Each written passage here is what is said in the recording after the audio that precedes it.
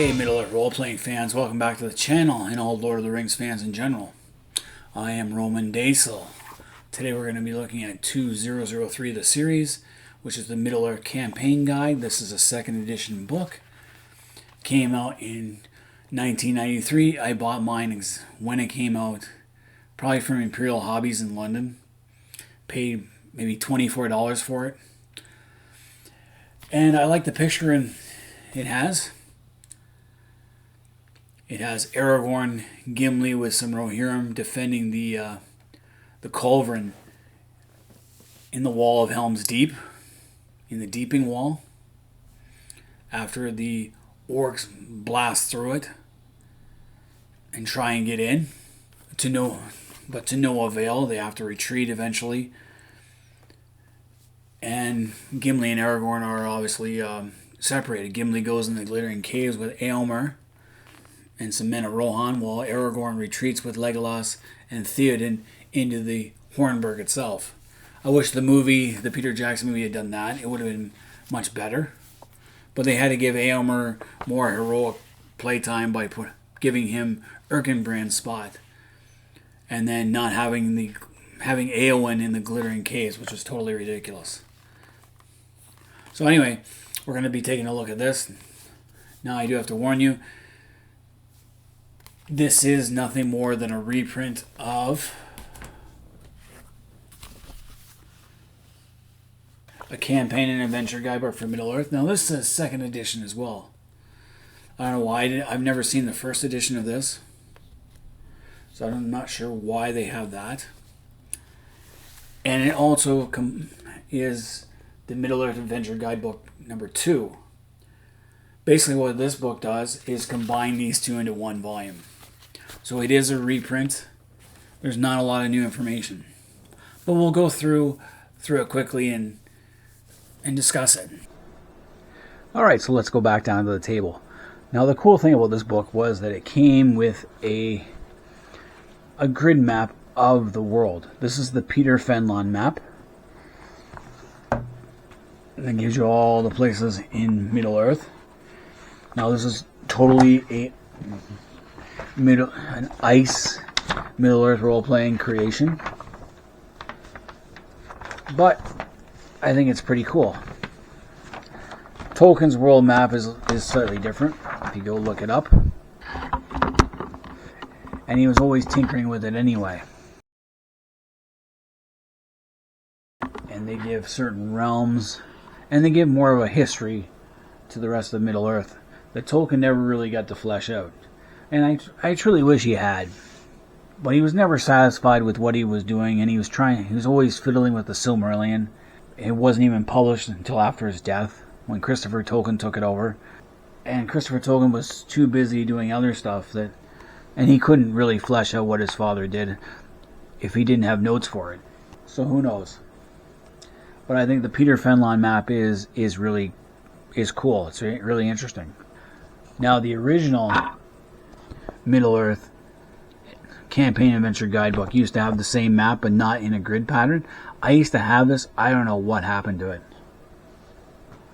And the second Adventure Guidebook used to have a poster map as well. 2x3 detailed map of Northwest Middle-earth, which is right here. I have it. I used to have 3 of these at one time. I think I gave one away and the other one went missing.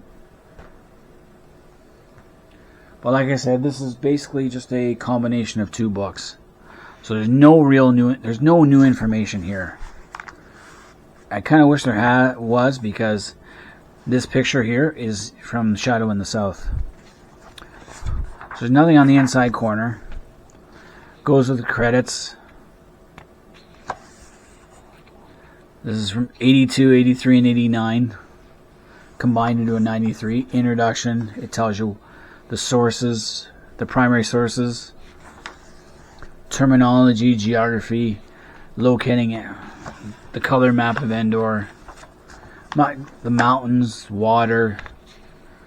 Just going through this real quick because you don't really use this much. It's just something to read.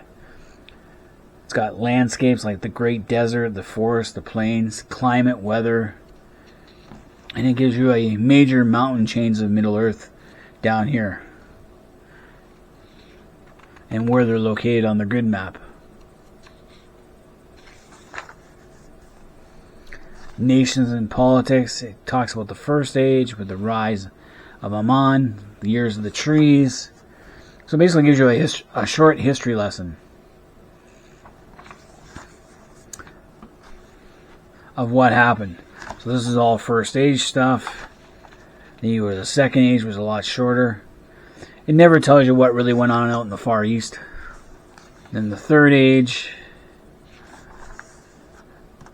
doesn't mention anything in the other books, which kind of sucks. History of the wildlands before TA1, the spread of peoples, Numenorians, wildlands, migrations, Endor's inhabitants.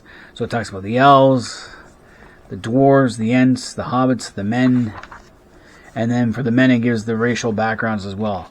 It does that for the elves too, with the three main kindreds and the 7 dwarven kindreds, but mostly concentrating on men.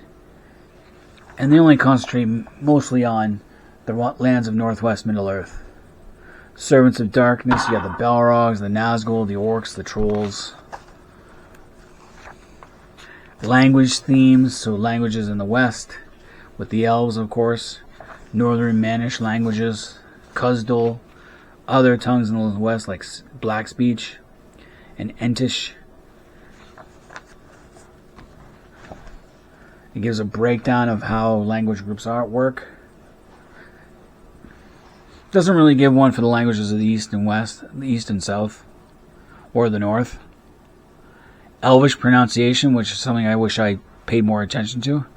C always has the sound of K in kin, never of S in simple. So Celebrimbor is Celebrimbor, not Celebrimbor, which is how I used to pronounce it when I was a kid. So I guess the C is in Roman Dacial is supposed to be Roman Romantical. So it does give some of that. How to pronounce things, vowels, Elvish grammar. Like, where are you going to ever use this in a campaign book? That's the problem. Like Quenya. Only the High Elves use Quenya. It's pretty much useless anywhere else. Sindarin is a little more useful, but by the late Third Age, even that has fallen out of practice unless you're visiting elves. Elvish writing. So the Elvish dictionary. Now this is pretty cool. You can make your own words.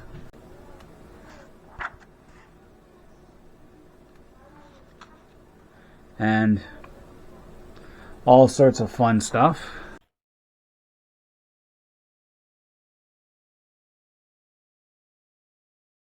And then it gives you a reverse English Elvish dictionary.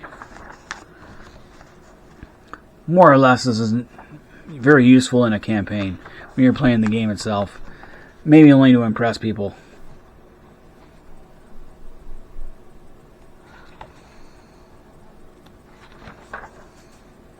So a lot of this book is just taken up by that. Power and magic. Unblessed magic, blessed magic, heeding the principles, power in the west. Aman as a focus of power, Sauron as a focus of power.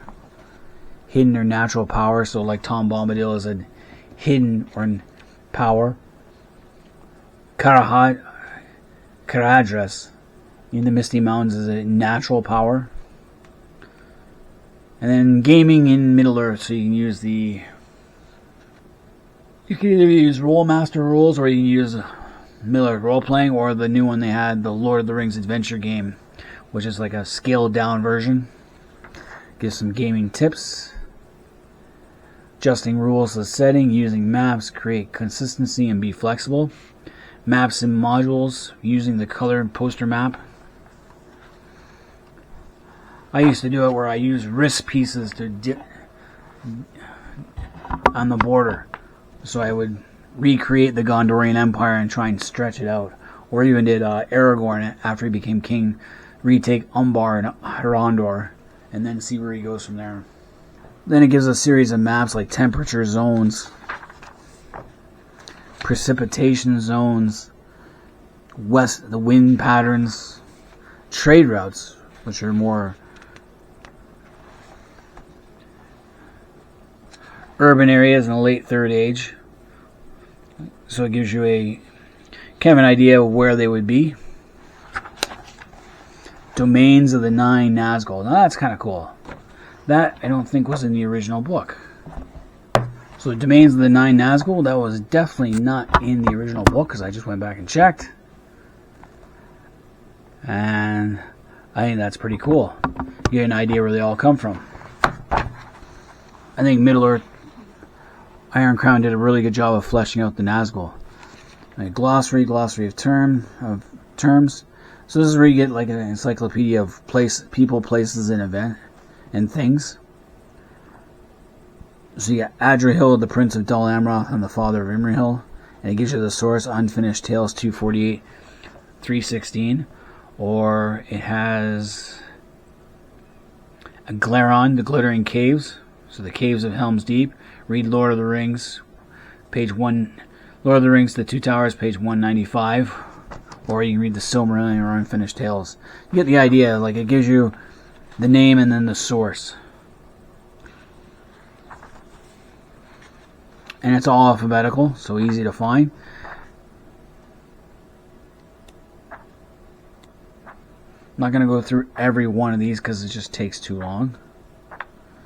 So it's got Gil-galad here. The Gate of Summer, which is a great festival of Gondolin. So it talks about First, Second, and Third Age stuff. Even though Middle-earth doesn't have any First Age adventure books, which I wish they had done. Or more Second Age stuff as well.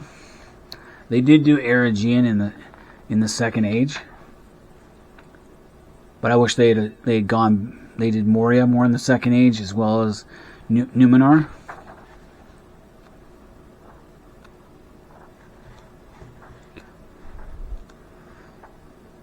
So even any geographical features like the Sea of Nirn, Mount Doom, certain animals, the wizards, anything that was mentioned basically. Trolls, Ulfang the Accursed, the Trollshaws, the Union of Maedhros, and then another reference guide.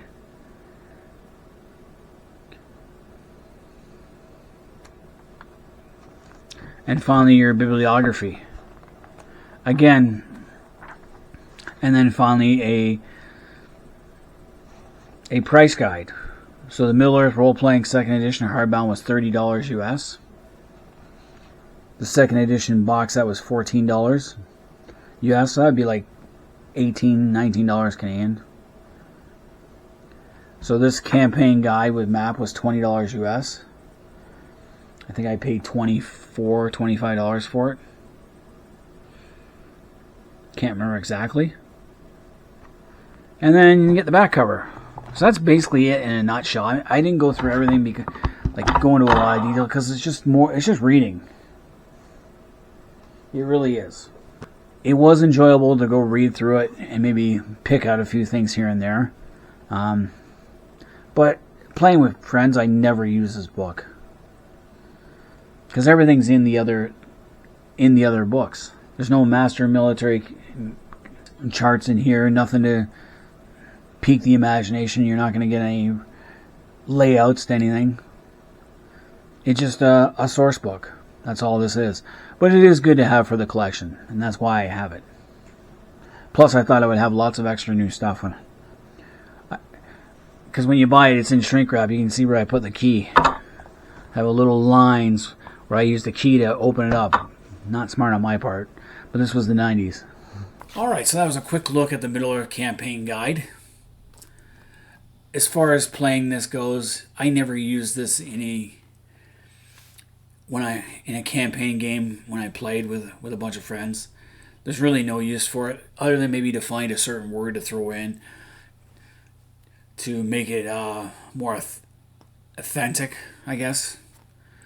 And but I did read through it myself because I do enjoy it's kind of like an encyclopedia, all the names and stuff like that. Names, places, certain events. But all in all, would never use this in any kind of campaign guide. It just doesn't go in enough detail in certain areas. But I did enjoy reading it. And this would be more of a collector thing. And you would want it for the maps. And like I said, if you already have the first edition Adventure Guidebook 1 and 2, then you really don't need this, other than it looks better. But anyway, all you Middle-earth role-playing fans and Lord of the Rings fans in general, let me know what you guys think of this book. If you ever played MERP, were you ever able to use it in your campaigns? Because I didn't, and I would love to know if you guys did. So leave comments in the comment section. Until next time, I'm Roman Daisel. I am out of here. Shadow